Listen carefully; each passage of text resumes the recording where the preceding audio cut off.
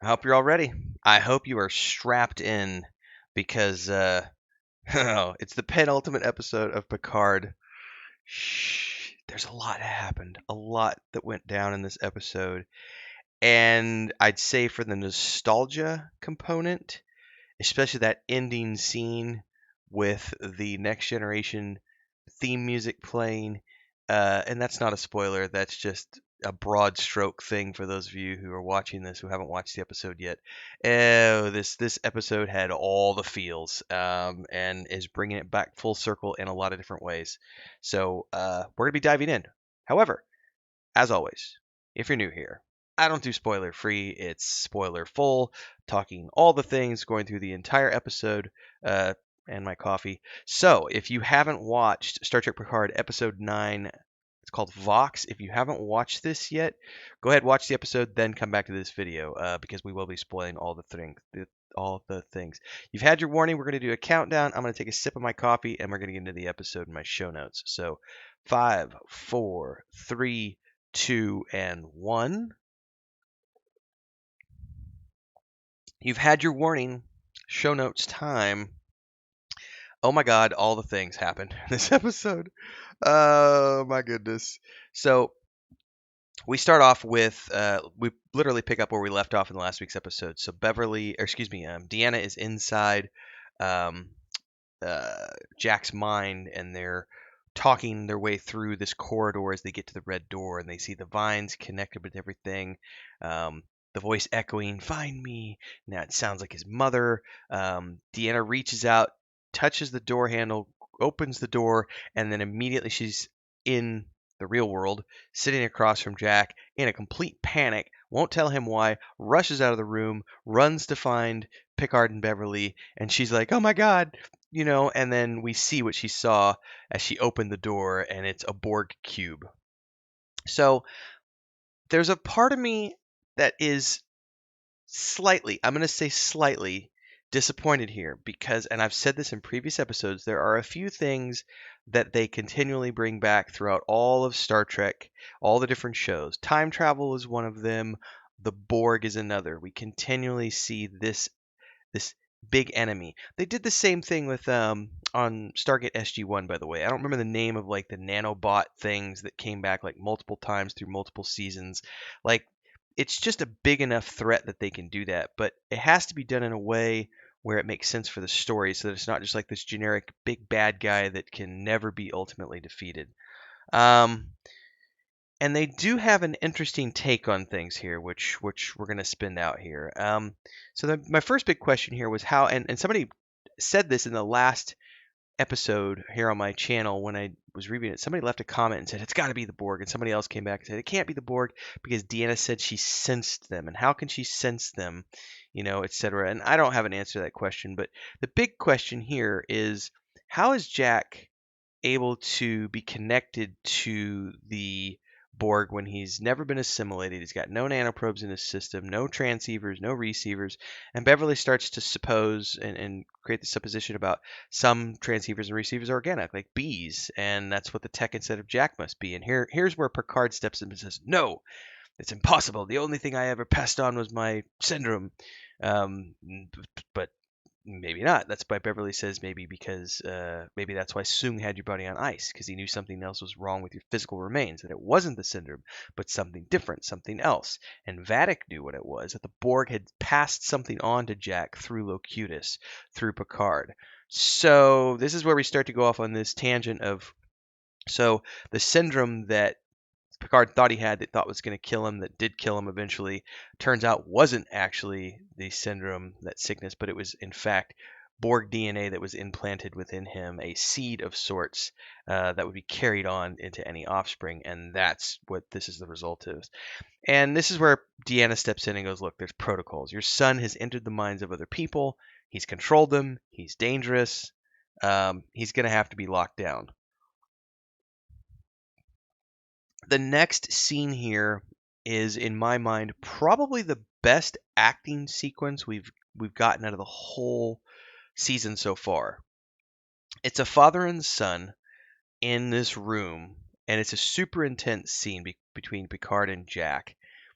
Jack is going on about how everyone's entitled to their secrets. Why can't I have mine? What did she see in here?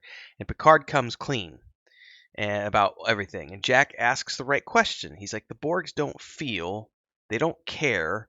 So how does that factor into this? How does this factor into me and the emotions and everything else? And this is where Picard tells him we have to take precautions.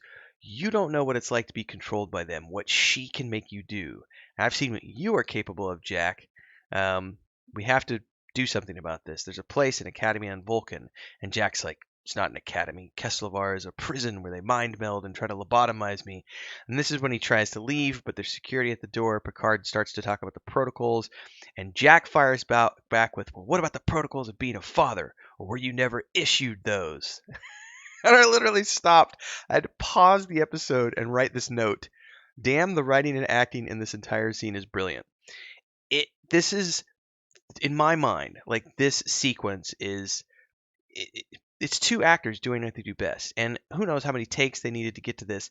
But when you get this as the final result on screen, it doesn't matter if it's science fiction, it doesn't matter if it's fantasy, it doesn't matter what the genre is. It's a dramatic sequence between a father and son that is beautifully acted out. There's passion, there's anger, there's fear. It's all coming through with both of the actors here, and just so well done. Really appreciated this scene. I think it's my favorite two-character scene in the show so far, just because of the passion of the actors and the way they pulled it off. So, chef's kiss. Meanwhile, Jack controls the mind of the two guards and takes off. And as he's in the corridor, Beverly confronts him. Where are you going? And he's like, home. I want answers, and I'll kill the queen when I get them. And he hears the voice in his head again as he gets on this shuttle, and he knows where to go and puts the coordinates in. Boom, there he's gone. Now there's another scene here with two actors, which is very short, but it's also very touching, and I really appreciate the lines of dialogue here. So it's Beverly and Picard watching the shuttle go off into the distance, and Picard says he has the best of you and the worst of me within me, and then she gives this speech about how I gave Wesley the openness of space and lost him to it, so I watched Jack closer, so close I couldn't see what was right in front of me. And then there's this call comes in from sick bay, and it's you need to know more about Jack. But I just liked the whole, he's got the best of you and the worst of me, and then she mentions losing Wesley to space and everything else. And I was like, oh man, I really, I wish Will Wheaton would have had more to do in this season. They really I feel like the only reason they threw him in season 2 was just to, have a cameo of sort of saying, hey, look, we've brought all the Next Generation cast back in some way, shape, or form. But I thought the character of Wesley Crusher, where he is now as a traveler, is really intriguing, considering how much they rely upon time travel to fix their problems sometimes, or to use as a plot device like they did in the entirety of season 2, which is probably why they had him at the end, because, he's one of the Watchers. Anyway, Jack arrives at the nebula. Some sort of transwarp conduit tachyon emissions are going on, and here comes the cube out of the nebula mist. It's so ominous. It's so cool. Meanwhile, we're back at sick bay, and Geordi has discovered that new genetic code that was written and stored within Picard's old body, somehow the changelings, it was something they couldn't detect 35 years ago, and the changelings have extracted that from his body. They don't know how Jack can control the minds of others, but he can transmit via the new DNA coding, and everyone appears to be gathered for Frontier Day, so that's where they're all headed, and they're KOS on at Frontier Day, but it is what it is. Meanwhile, Jack's on the cube. There's some jumping around here. Jack's on the cube, and I'm remembering here as we flash to Frontier Day, they're showing off this new fleet technology of synchronistic tech that allows every ship in Starfleet to operate as one through networking. And I'm remembering watching Battlestar Galactica, which I'm a few episodes into a rewatch that I was doing before the holidays. I got to get back to it now because it's so worth it. And I remember why they stripped the computers out of all the Battlestars when the AI brought them down. And I just see that happening here, and it's like, oh yeah, you guys are toast. You're toast. And we're back on the Borg ship, and we hear her voice. We just hang on a second here, because there was something. She's like, my child, my flesh, my blood. And I hear the voice, and I'm 99% sure they got the same actress to come back to play the queen. from the show and from the film and everything else. Um, but the reveal here from behind, I feel like we're watching an alien film. And of course, Jack can't kill her. And as the pistol falls, or as the phaser, not pistol, as the phaser falls, the tendril comes up from behind him and jabs him in the back of the head and assimilates him, or starts to assimilate him. Now, I'm gonna make a prediction here because of who he is and the way that it has evolved him. I would be willing to bet that in the final episode he will be able to overcome the mental control of being assimilated, and he'll somehow be the one who takes out the queen. He might sacrifice himself to do it, but I have a feeling he won't be able to be fully assimilated. But anyway, they did not reveal her face yet, but I'm pretty sure it's the same actress because the voice. I didn't look it up. I'm not spoiling it for myself. I've tried very hard to avoid spoilers, especially considering this aired as a two-part finale in IMAX, so spoilers are going to be all over the frickin' internet. And I have to try to wait until next week to avoid spoiling it for myself.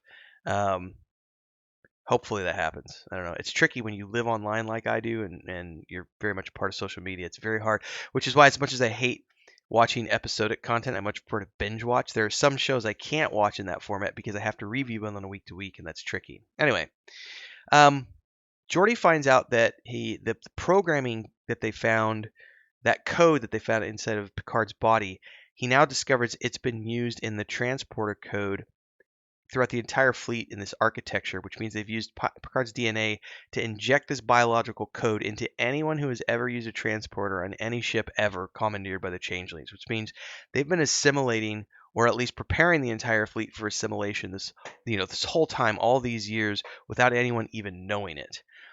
They get to Frontier Day, they get to the space dock, they try to send out a message, it gets cut off. Then they find out that there's a signal that goes out, and Seven of Nine feels it. It's a Borg signal blast, and they suddenly realize that, basically, she was able to resist it, but anyone under the age of 25 is going to be affected. They've been now activated remotely, and yeah, Geordi's daughters get turned in this scene, and everybody under 25 gets assimilated, and everybody on every ship, and yeah, it's time to eliminate the unassimilated. Time to get off the Titan. Gotta run. There's a phaser fight in the hallway as they're trying to get to this shuttle to escape. Todd Stashwick, we thank you for your service. I cried like a child at your sacrifice. This is one of those guest roles. You do a great job every time I've ever seen you in a guest role, but I have to say thank you so much for what you brought to um, Shaw in Picard, because I probably wouldn't have given a shit about any other character had they died in the hallway protecting Picard and the Next Generation crew so they could get away. But you, sir, moved me in a way that I just have to say congratulations on that. Great job with Shaw. I salute you, sir. Um, so yeah, the Next Generation crew make it off the ship. They watch as the space dock is destroyed. They warp to the museum, and this is where Geordi is like revealing his pet Corvette project that he's been working on for the past 20 years, the NCC 1701D, the Enterprise D. But how? Asks Picard, and that's Geordi goes, well, that's the good old, thanks to the good old Prime Directive, because the saucer was retrieved so not to influence the place where it was left behind, and I've been restoring it bit by bit as a hobby for the past 20 years. And as they hit the bridge, the circle is now complete because we get the Next Generation music. As the bridge crew stands there, takes it all in, gives a little speech, Picard sits down in the chair and does the whole engage, and then we fade to black, and I'm like, fuck, like the nostalgia in this episode. So, yeah, pretty good stuff. We've only got one episode left, so I'm, really interested to see where we're going to wind up. But at the same time, what a journey it's been so far, and they're literally just leaning into that nostalgia as hard as they can. And I'm okay with that. I'm along for the ride. It's fun. It's entertainment. And as long as I'm entertained, good stuff. If you like my review, please like, subscribe, and hit that bell icon. Support if you can. It would really help. I get to do this full time thanks to people doing super chats on premieres and live streams. Super thanks on the uploads and YouTube shorts, there's buttons down there that you can click, which have pre-programmed amounts like $5, $10, $15, where you can put in whatever you can afford to donate. There's also memberships here on the channel. Put in $2, $72, $22.53, whatever you want. And we have a Patreon page for those of you who want to get involved with my fantasy book series, which I have with my wife and my brother, our point and click adventure game, and our tabletop game, all the books and artwork and map packs and everything else. Discord, if you want to come hang out with us and play games with us and discuss all the other shows and movies and films and things we do together. So links are down there. Until next time, stay safe, live long and prosper, everybody.